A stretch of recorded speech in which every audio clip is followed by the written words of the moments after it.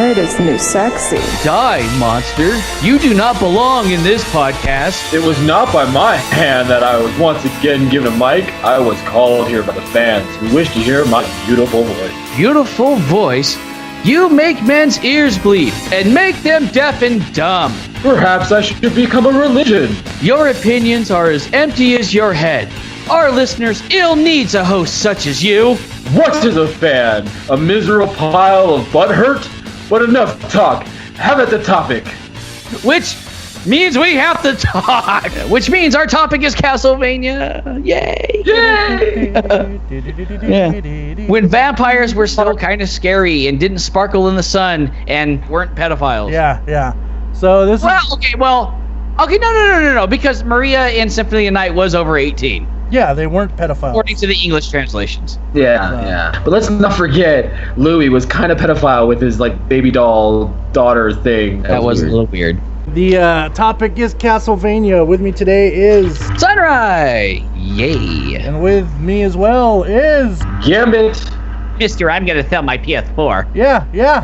Let's talk about that for a second. Let's talk about this. Wait, before you get on me for selling my PS4, I have my PS4 back. It was actually given to me by my roommates, who are amazing. They actually bought me a new PS4 because they were really pissed I sold my PS4. I was pissed you sold your PS4. I sold my PS4 to get a new apartment. You don't need an apartment or anywhere to live if you have your PS4. Yeah. That is your eternal buddy. Yeah, you go to Starbucks, you throw a fit, you plug straight into the register. I'm glad you got it back. We need to play some more, man. Yes, I will be hooking it up tonight as we speak. I'm looking right at it. Good. Episode 34, Castlevania. I guess we should. We should begin. The Belmont twins. That sounds like a porno. The Belmont twins. In the beginning, things started. Now, do we start with the retconned beginning? Or do we start with the official beginning? Or do we start with the new beginning? Yeah, because to further explain, and Gambit, you might find this interesting. I don't know if you're a super big fan of this, but the storyline to Castlevania is fun. Okay, so for the fans out there, I was a little hesitant about this podcast. Been hesitant about this podcast for a couple of weeks. He was raped during a Castlevania playthrough. I really was, by a clown. By a clown. With a balloon animal. Oh, the balloon animal. So, yeah, it was really he was making it shaped like and he was getting whipped, and he was making shapes of steaks and getting stabbed. I'm gonna stab you, little boy. Yeah, it was not good times. It all happened to the soundtrack of Castlevania. So. and we're pretty sure it was actually Michael Jackson. No, what I was gonna say is that here's the thing, and you're gonna hate me for saying this, guys. Both of you guys are probably gonna hate me for saying this. The reason I was hesitant about doing the podcast is I've played many of the Castlevanias, many of them. The problem is I've played so many of them, and they all belong together in my brain as one big video game. There's nothing unique or different about any fucking game except for a few couple nuances. There are a few couple of nuances that I get into. That's why this game just falls to a very unmemorable game for me. It's a side-scrolling piece of shit from the 90s that had nothing really to do and is actually not that fun. Actually from the 80s. No one's perfect, Gambit. No one's perfect. You can't like all the games Dracula. But there are three different kind of origin stories to this. And all of them are different. And two of them are still official, and one of them's no longer valid. Yeah, because the other two kind of trumped the first one. Well, we'll go with what we were originally told the origin is, and that is with Sonia Belmont, which was the Game Boy Castlevania. Yeah, Castlevania Legends. Yeah, and took place in 1450. Basically, the story is vampires are real, werewolves are real, everything like that. And the only real way to kill a vampire was to cut off its head, stake it through the heart, bury its head upside down with a mouthful of garlic. I'm not kidding. This was the 80s, kids. Well, no, this is it's from actual vampire lore. Oh yeah, but I'm saying video games. I gotta say that's a pretty metal way to kill a fucking vampire, though. Oh hell yeah! It's more metal than trying to kill a fucking troll. Yeah. Yeah. The only ones, for some reason, that could kill vampires without going through this huge ritual were the Belmonts. There was something about their blood; it never really went through, and they had this magical whip. And this magical whip is what could actually kill vampires. Now, why a whip would kill a vampire like Robot Chicken? It was a fetish thing. It was a fetish thing. You know, it's got to be a whip because the swords and everything else was taken. This is one thing I did like about Castlevania as far as like originality goes. I mean, I thought it was really strange they were using a whip, but at the same time, I'm like, that's cool. You got to be super proficient in that weapon. No, I thought it was actually super great to use that weapon because you could do it in so many different ways where it's better than a sword. Because like in the old side-scrolling games, there are times when like, so in Castlevania to get like your health back, you had to collect hearts, which the hearts fell from like the lamps, which when you busted them open, which is no, you had to find the turkey, and the hearts were there and used. Right. You had to find them. But anyways, but you could. Sometimes you would jump above a level and then you'd be a platform above and you're like, shit, I didn't hit that one. I want to go all the way down. So you could throw your whip out and then it would go and it would hit the lamp and you're oh, got it. Yeah, and like what was it, Castlevania 4, Super Castlevania. Super Castlevania. Yeah, like you could extend the whip, you could make it go limp, and then you could still use it. You could flick it back and forth and still use it, which I thought was a super good use of like the idea behind a whip, where it could be like metal, yet it could be soft. It was actually the other character that did it in a game was Soul Clever with what's her name? That had that chain whip. Oh yeah. I know what you're talking about. Ivy, and I think Castlevania was kind of innovative with making a hero have a traditional weapon, not a sword or a shield or a staff. He actually used a whip, and he used crosses too, because I believe your throwing weapon was a cross or an axe. Yep. Yeah, and think about it. Think how iconic that is. Anytime you see a weapon in the game, you instantly think Castlevania. Oh yeah. Yeah, that's very true. Yeah, when you see the weapons of Castlevania, you think I think in the first game, the first side scroller I played, your throwing objects were holy water, the cross, which was super badass, and then the axe, which went in arcing motion. Yes. So it's like they all had different things that they could do, and like that goes in with them being, the vampire hunters being the Belmonts, and so very iconic weapon. So I don't hate on them for the whip at all. Oh no, I thought. Yeah, no, and it's only gotten more badass over time. Now, officially, Sonya doesn't exist more. The entire Castlevania Legends is gone. Now it's Castlevania Lament of Innocence, and basically. The reason why you don't start off with any kind of weapons like a sword or anything like that is because Leon Belmont, basically he was a crusader, and decided to leave everything behind and go chasing after his fiancée, Sarah. And the main vampire's name was, I shit you not, Walter. You could not come up with a more boring, flat, what the fuck name than Walter. Blah blah, I am vampire. Would you like some blue meth?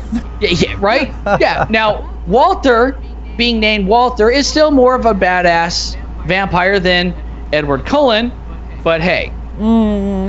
Yeah, when Pee Wee Herman is a better vampire than your vampire, you've got problems. Stop right there. Don't you ever disrespect Pee Wee Herman playing a vampire, because that was the funniest shit I've ever watched. No, that's what I'm saying, and he's still more badass than the Twilight vampires. Yeah.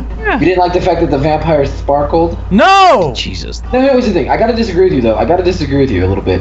Okay. Yes, Walter, not the most intimidating name, but therein lies the scary factor of it. It's like didn't need a badass name. Yeah, it's like we're gonna decimate your lives. We're gonna destroy everything you know and love. We are gonna tear your world apart. And who are we gonna get to do this? Walter. Guys, you gotta understand. Maybe he's a vampire that needs friends. He changed his name. Well, okay, here's what's funny. Okay, so to tie in with that is, one, Walter is actually the one who hid all the power-ups throughout his castle to make things more interesting, so it kind of is like friendship. And two, it turns out that this kind of irritated me, but it excited me at the same time, because one of my characters that I always use in any of the Elder Scrolls games and stuff like that is the name Matthias. And the main friend of Leon in this is called Matthias Conquest.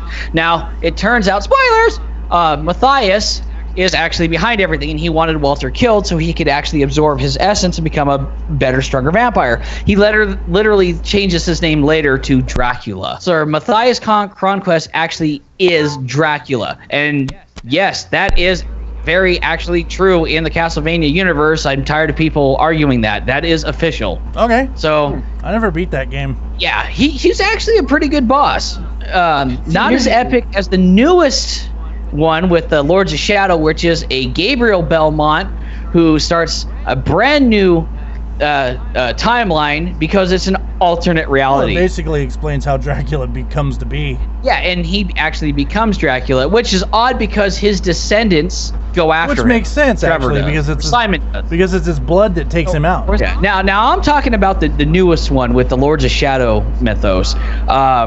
I don't remember if it was Trevor or Simon Belmont they brought in because it got such piss poor reviews I didn't even bother playing it. What do you mean the Lords of Shadow 2. the second to that? It explains a lot. The story is good. The gameplay, from what I've seen, blew. So, and this is why I say I don't think it's an alternate universe. I think it's the same universe. I think that it's just a little. Well, no, yeah. Officially, they've said it is totally different. I hate when games do that so much. There's no reason for them to make that a different timeline. If they just use a little imagination, they could make it fit because it fits perfectly already. Yeah, and I will say this: I know a lot of people didn't like Lords of Shadow. And I'm not talking about the second one. I'm talking about the first one. I really like that game.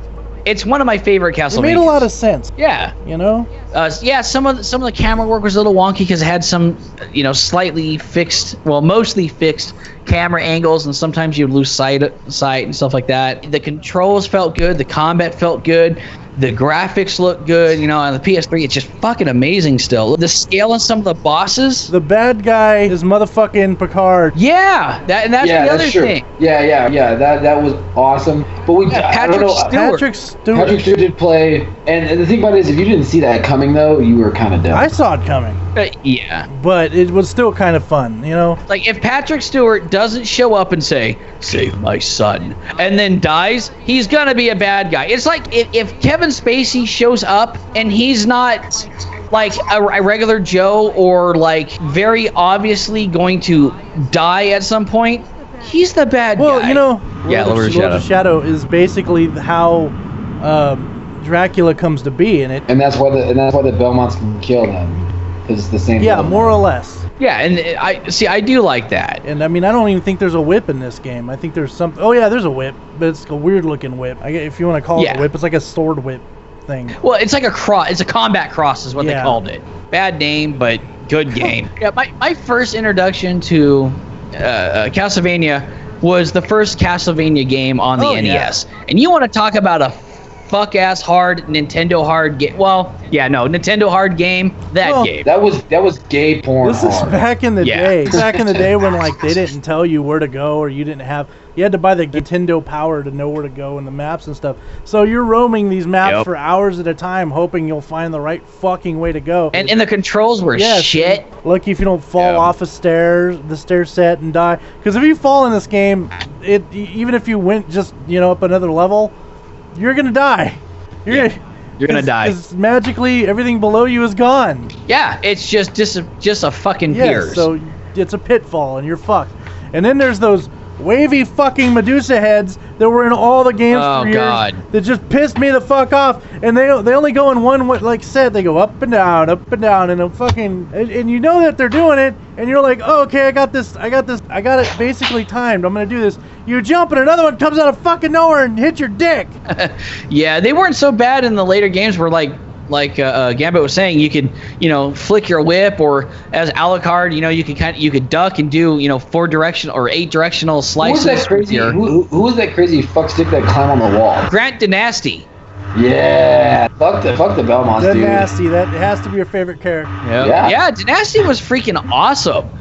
He did make a reappearance in Symphony of the Night with Alucard, because a lot of things they were using against Alucard in that game, who is actually Dracula's son, if you can't tell that Alucard is Dracula backwards. Yeah. His real name's Adrian Fahrenheit Tepish, but Grant Dynasty and Sifa Belnades both make appearances in that as a boss, because they were part of Castlevania 3, which this game kind of ties into a little bit. And because they're using a lot of his memories and things that he knew from the original time that he went after his father with Trevor Belmont, they're in the game kinda, which is neat. Yeah, which is good. I mean, we'll get to that in a little bit. So we got to get to Castlevania 2 Simon's Quest.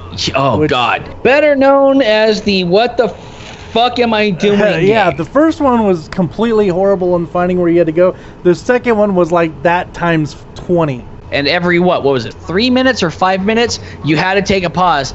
Dee dee dee dee dee dee dee dee dee dee. It's a terrible night to have a curse, and it pauses the game for that amount of time. You have to wait, and everything is stronger at night. So things that would take 2 hits now take 3. Things that would take 4 hits now take 6. Things that would take... They did give more hearts, and that was the other thing. They try to make it more like an RPG.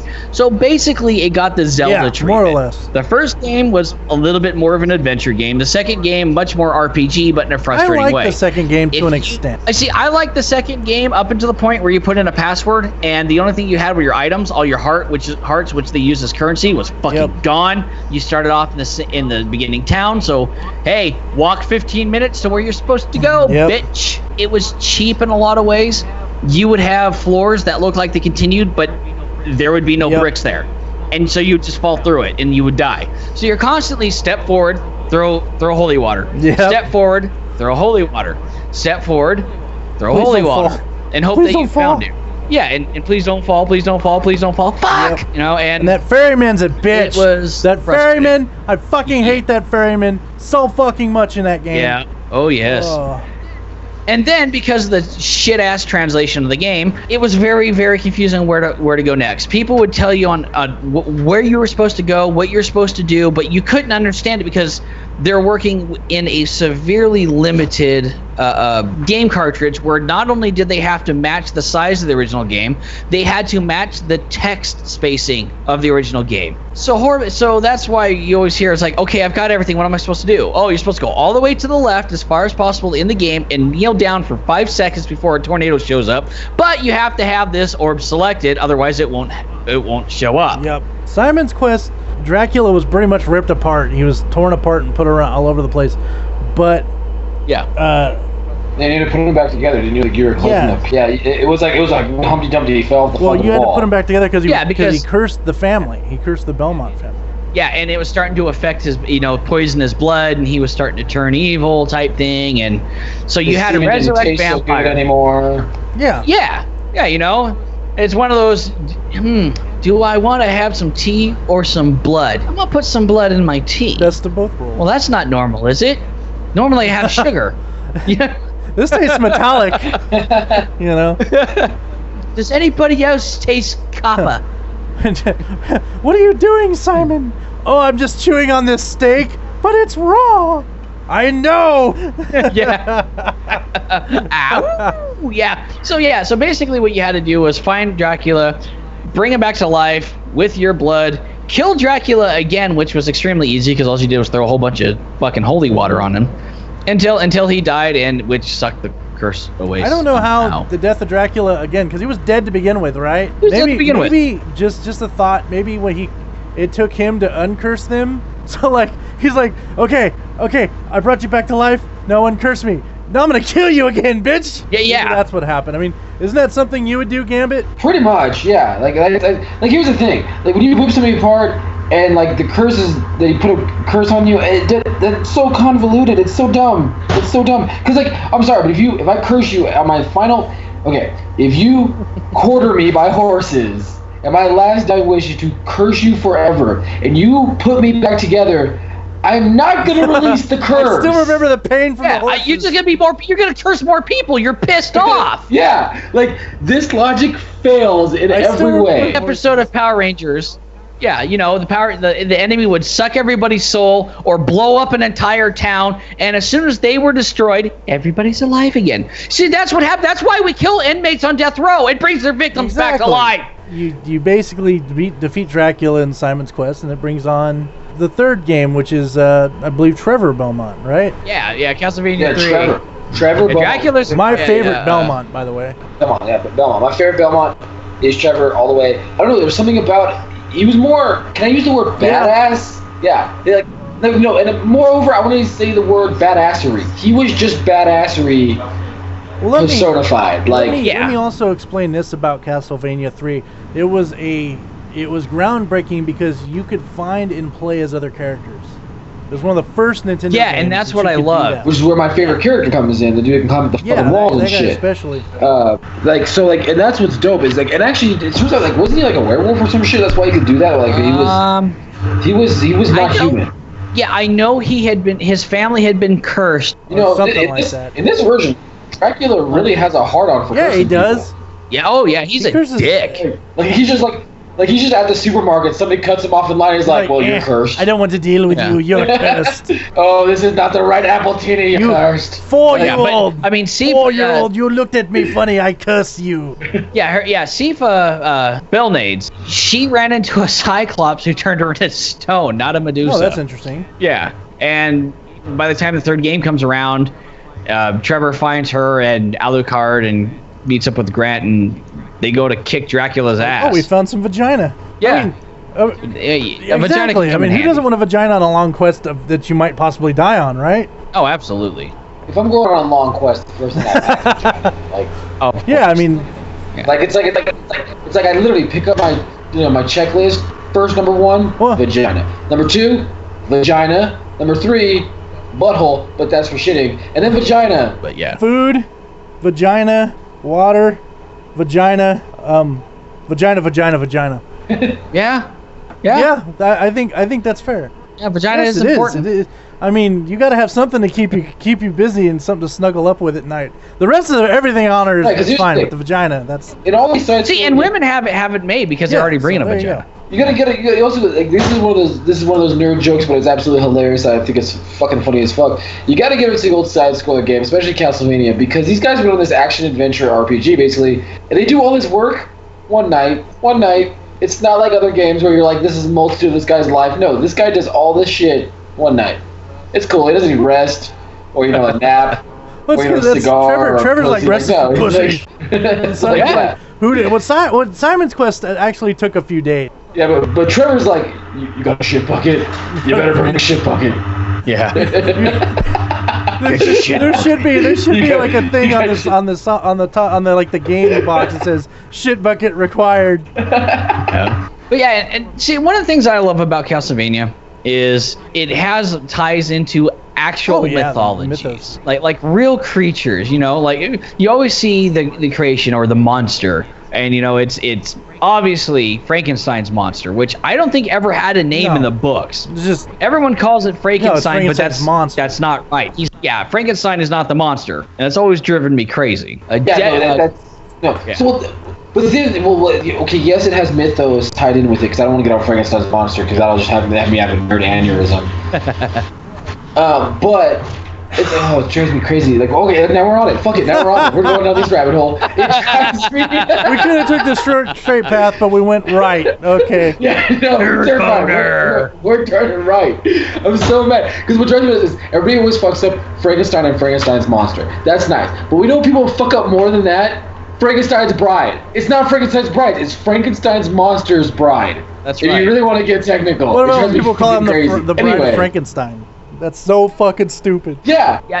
That'll work me. I think one of the movies that definitely got it right, Monster Squad. The entire time, remember, and it even makes a point. Is Frankenstein the name of the man who made him or the monster? And the entire time, up until the end, there's a fuck up in the script where up until the end, when the little girl says, "Don't go, Frankenstein, don't go." It's the only time they call the monster Frankenstein. And you can forgive it because she's like a 4-year-old girl who said, "Don't be chicken shit." So it's like, I'll give her a pass. Good movie. Good movie, by the way. But yeah, back on track. Mythos, stay back on track. The Mythos game is actually very well done, but it's not like true to legend because now granted this comes from a very nerd bonery place as well that I'm very, very into Vlad the Impaler, who is actually Vlad Tepes. Yes, Vlad, also known as Vlad the Impaler. What he was brutal, and he was the actual start to what we know as the mythos of Dracula. Basically, being Vlad the Impaler was this dude who they got the nickname because to ward off enemies, he would impale them from ass to neck on spikes. Out of their mouth or right underneath, and it would pass out through their eyes.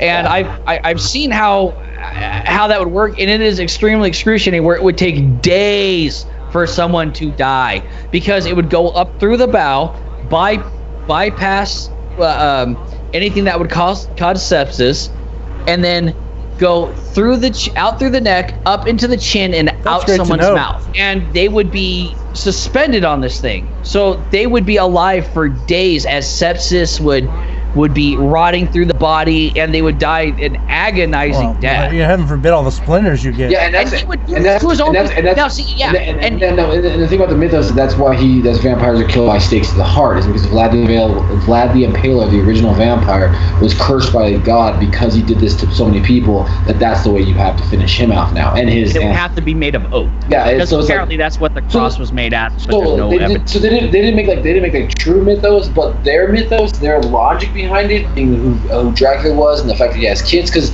let's be honest. I mean, that's one thing I love about like the vampire mythos is that ideally you probably could have kids as a vampire. Like you could still probably blow a load. Like Castlevania's storyline in itself was actually very well written for the time. Well, at one point, was it?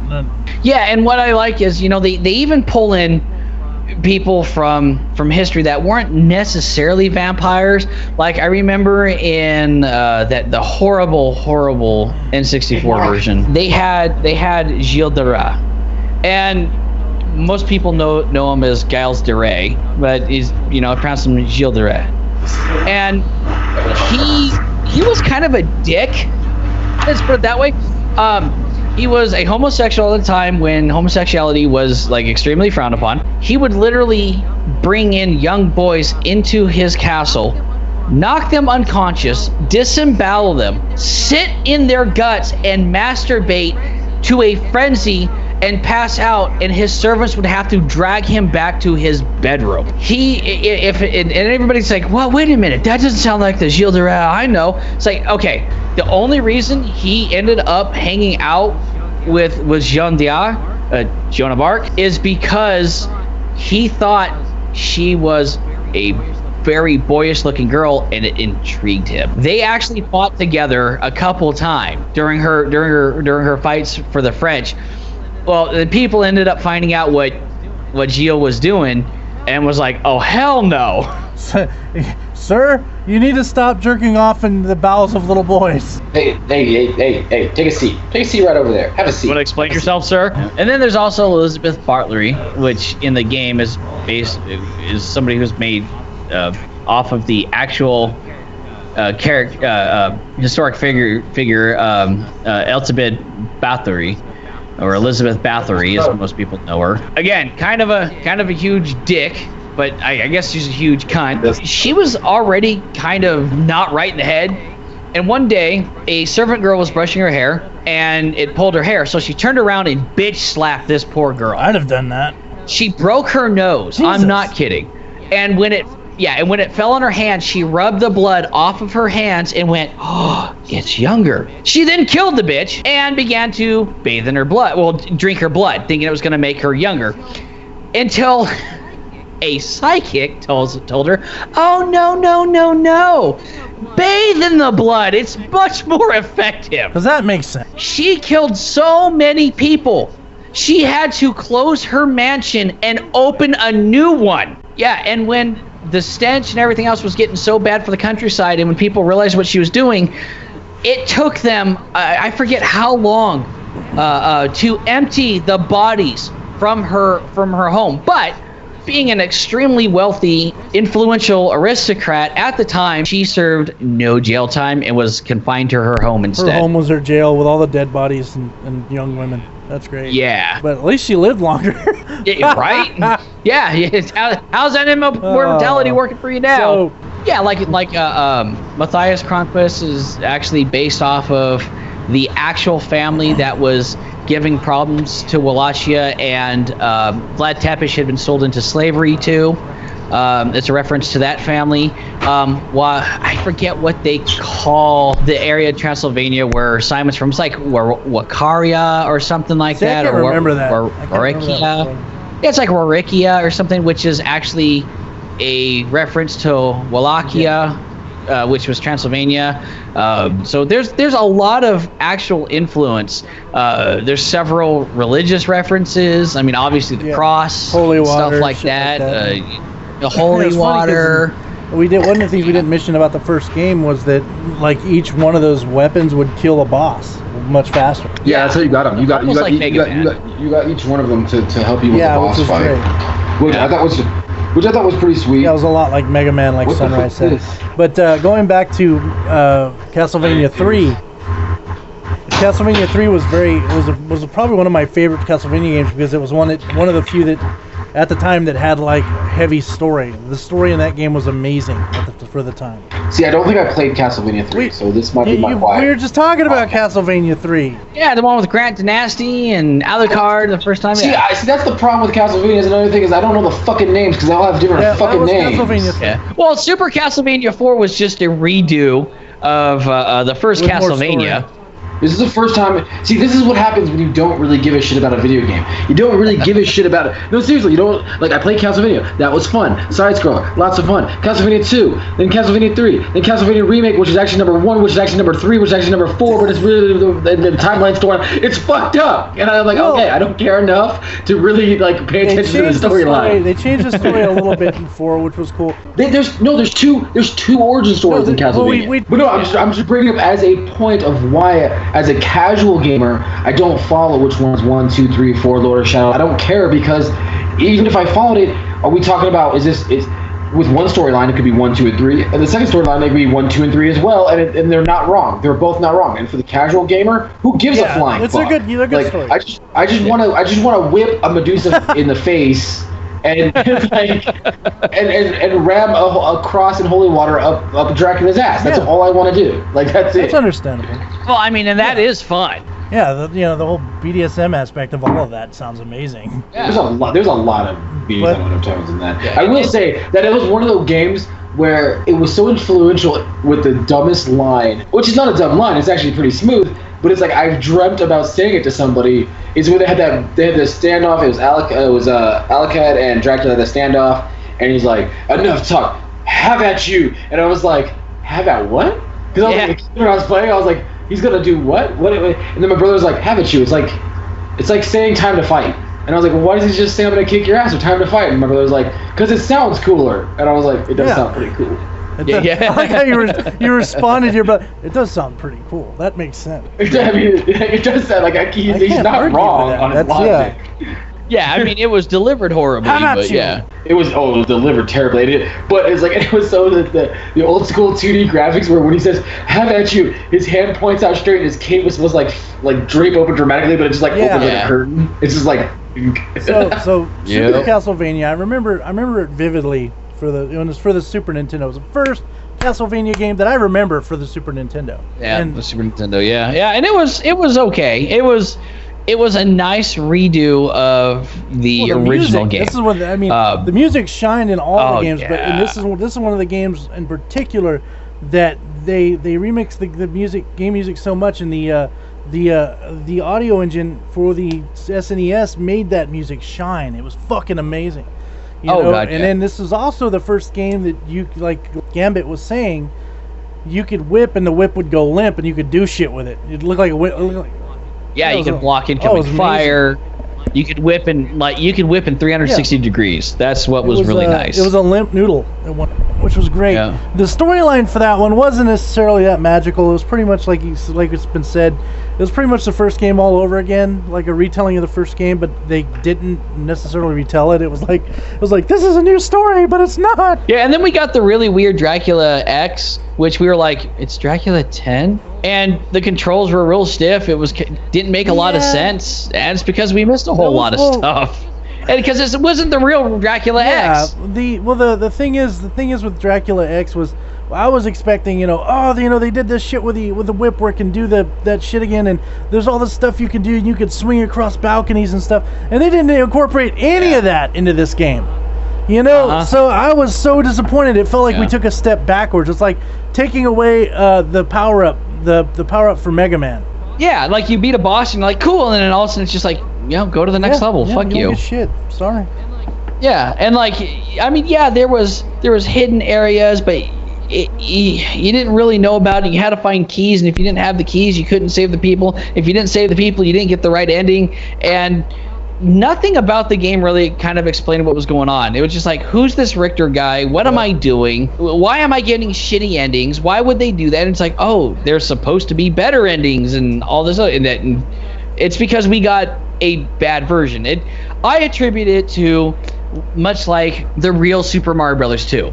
They kind of went, no, this will be too hard for the Americans. Let's give them something different. Which I liked. I liked the Super Mario Brothers 2 game, even if it was different. Yeah, and now seeing that was the that's Wait, is the real Super Mario Brothers 2? Is that the one where you get to play like Peach and all the other ones? And that's the one we got. One. That's the one. That's the one that's basically a dream. Yeah, because it was Doki Doki Panic, which was actually based on 1,000 Arabian Nights, and they didn't think it was gonna sell well here, so they're like, why bother? Nobody in Japan really bought it. But then they're like, oh, Super Mario Brothers 2 is going to be too hard for American gamers. Let's give them something different. Mecca. And so we got Doki Doki Panic reskinned as a Mario Brothers game. And at the end, it's a dream. Now, it makes sense in the original context, but with Mario Brothers, you're kind of like, oh, it was a dream? Did we just do all that for nothing? I'm sorry, but any movie or video game that always do the dream sequence at the end, it just fundamentally pisses me off. Yeah, okay. It angers me. It angers me to the core. I just wasted however long I invested into this TV show and movie and or video game, and it was all fucking. It was pointless. It was fucking pointless. Yeah. Now. Fun fact, slight sidetrack. Originally, that's how Game Ranger was going to end after 3 episodes. We are not doing the dream thing anymore, so don't worry. We have plans. This all is actually happening to him. He's all the raping, that happened. Oh yeah, all the fairy sex, that happened. Yeah. Then we got Symphony of the Night. Now here's the interesting thing. I had no idea this game existed. You went to you had gotten invited to Snowball's prom. And then your cousin asked me to go. I'm like, fuck yeah, I'll go. His cousin's a female, people. Talking about one of his female cousins. We're not talking about Maximus. He went with Maximus. So. Yeah. And so Wild's cousins asked me to the prom as well, and I went, well, yeah. So we go and we meet over at Snowball's place, and her brother, what was his name, Joker? Something like that. Yeah. This was back in the CB days. The internet hadn't really taken off yet. I had the internet with some chat lines, and Wild would come over and talk with me. Wild was actually using a CB at the time. I got a short range CB as well. Yeah, and this guy's name was Joker on the CB, and this was the original chat line. This is how you got a hold of people, is on fucking CBs. And so we go over there. He's got a PlayStation. I had a PlayStation as well. But then all of a sudden I look over and I see Castlevania Symphony of the Night on this black CD, and I go, excuse me? I thought it was the Metallica CD at first. Instantly hooked. I'm like, oh my god, I need this game. So I went out and I bought it. That's how I discovered Symphony of the Night. Yeah, the Symphony of the Night was amazing. And you put me in that game, and you go into each room and you go, what is in that candle? I can tell you exactly what's in that candle. I had every single candle in that game memorized. I've played it so much. The game was amazing. Now, this goes back to our opening. The voice acting was terrible. Yeah, and the guy who did Alucard wasn't all that much better, because there's literally this one point where, I mean, the girl who played Maria was okay. She says something like, "Oh, have you found a way to break the curse yet?" And there's this real long pause for no reason, and all of a sudden Alucard goes, "I have not, my lady." And she literally goes, "So you do know how to be a gentleman." And it's like, what the fuck did you just say?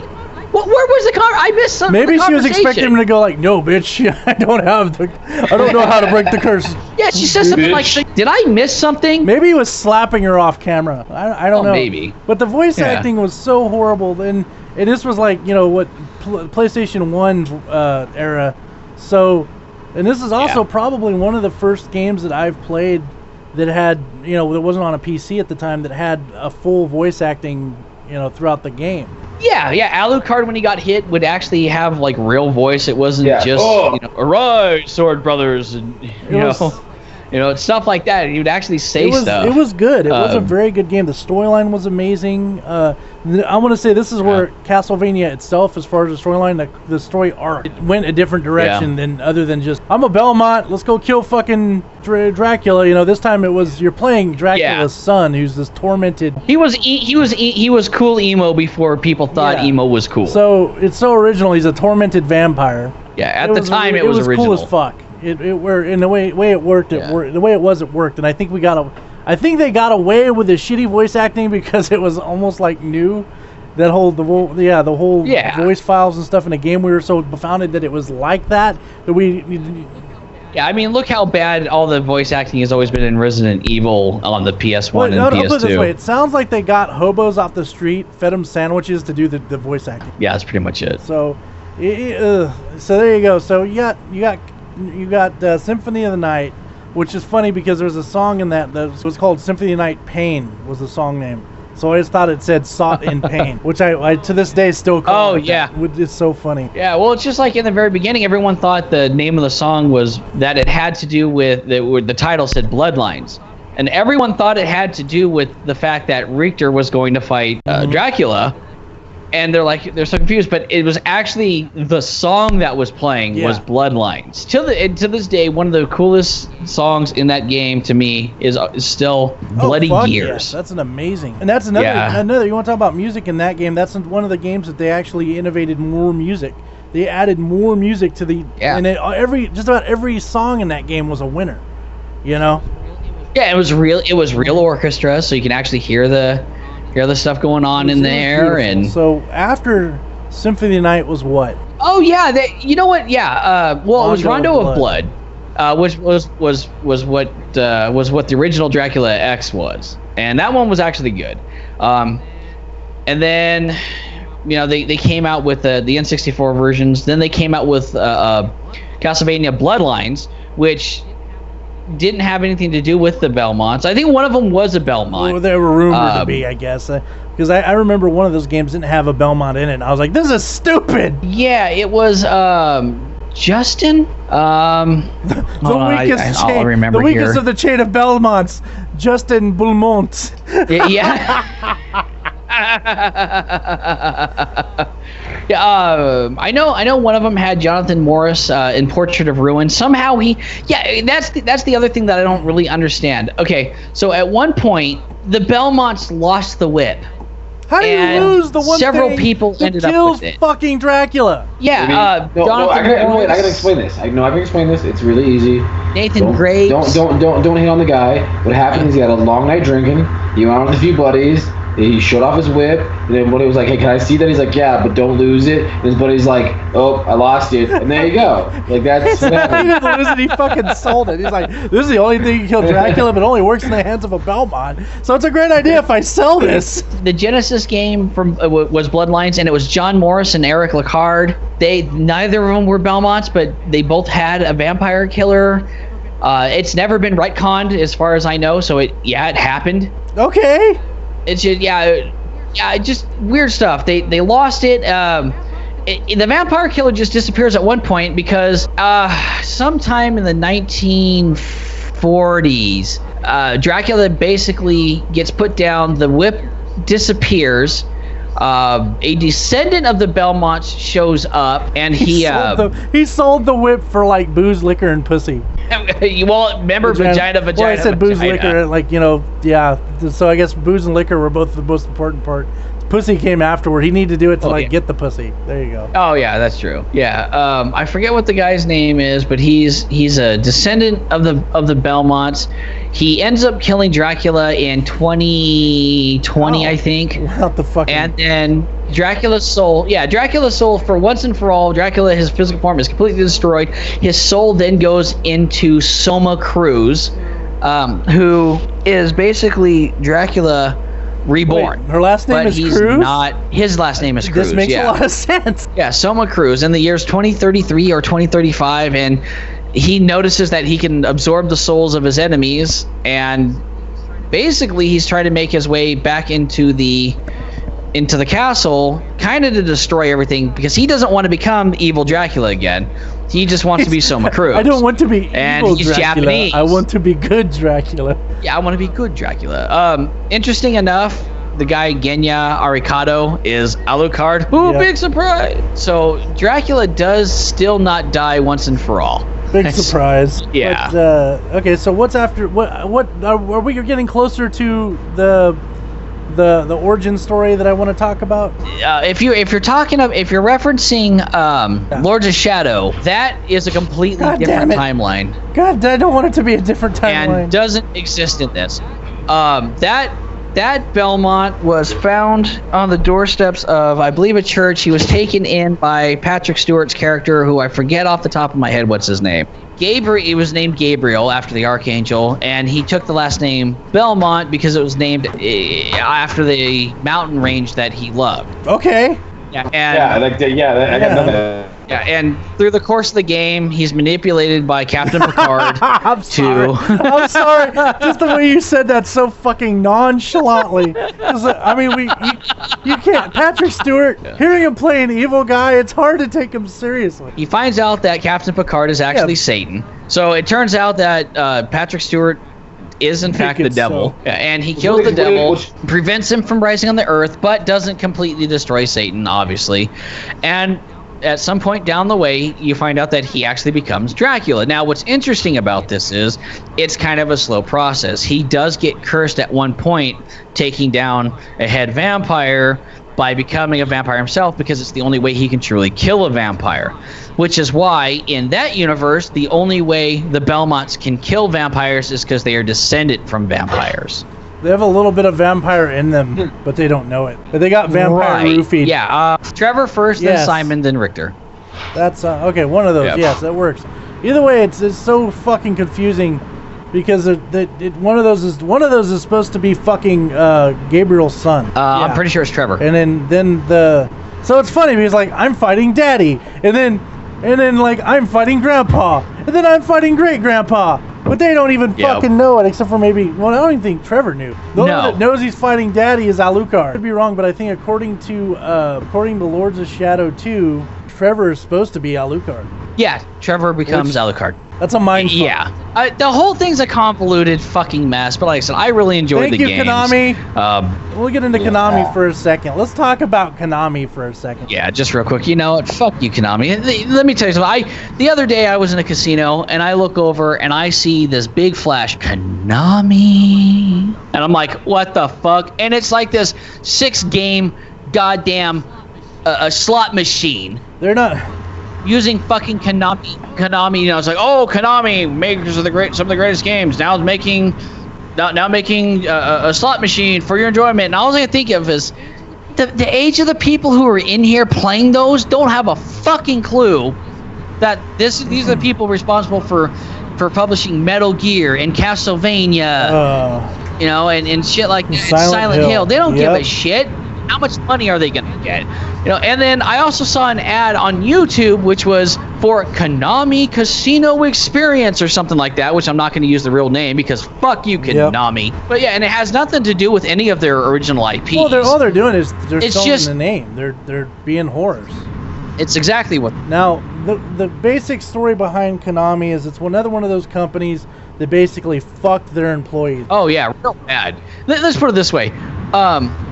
Hideo Kojima left. He just left one day for a Japanese businessman to just walk the fuck out midweek. And a lot of his babies. You have to. Do a lot of his babies were made by Konami. You know, to have all those years and years and years of like dedicated work to one company and just to fucking leave. You know, they must have did something to really piss his ass off. Konami has gone downhill.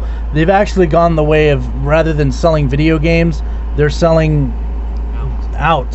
Yes, and in doing so they lost. Yeah. They're making pachinko machines, and it's because they don't want to put out the money and the effort to do anything. These things are cheap, easy, and profitable. Let me say something very nice about the guys at Bungie. I think everybody that works at Bungie should reward themselves. They should go home, make themselves the nicest meal they've ever eaten in their entire life, pour themselves a nice big glass of wine. Yep, get an appletini, get a great appletini, take some Tylenol, draw a nice warm hot bath, and slit your fucking wrists.